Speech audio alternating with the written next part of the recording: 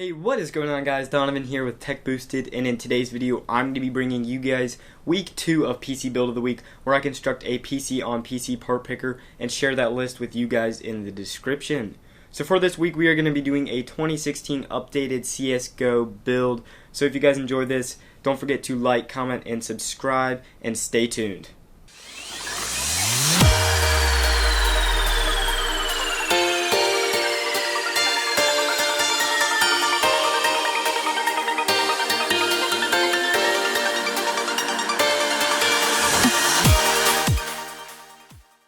Okay guys, we will be starting off with the Intel Core i3-6100.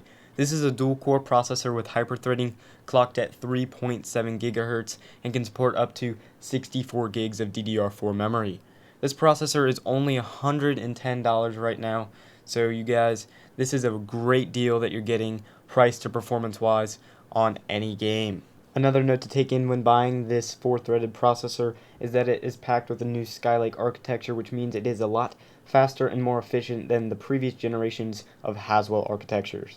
Up next, we are going to be going with the Gigabyte GA-H110MA Micro ATX motherboard. The reasoning for this motherboard is because of its very cheap price. Coming in at only $50 makes this the cheapest motherboard that can currently support the Skylake architecture. This motherboard also packs in USB 3.0 headers as well as 2 DIMM slots that support up to 32 gigs of RAM.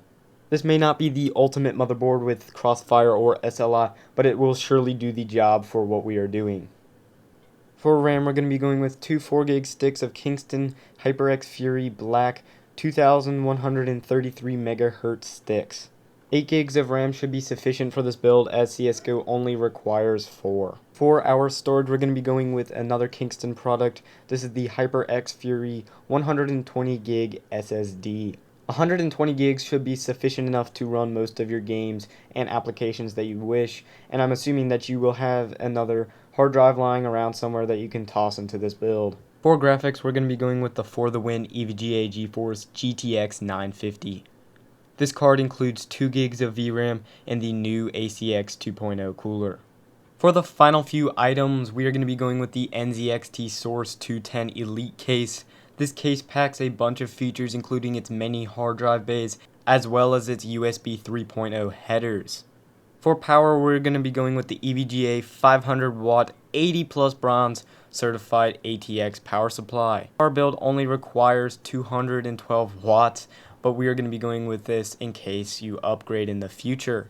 This power supply is only $45, making this a great deal. To finalize this video, we are going to be including a Windows 10 key from kingwin.net. You guys can check them out on the PC part picker list. So if you guys enjoyed this video, drop a like, comment below if you have any questions, and if you wish to see more content like this, don't forget to hit the subscribe button. Thanks for watching, and I'll see you guys in the next video.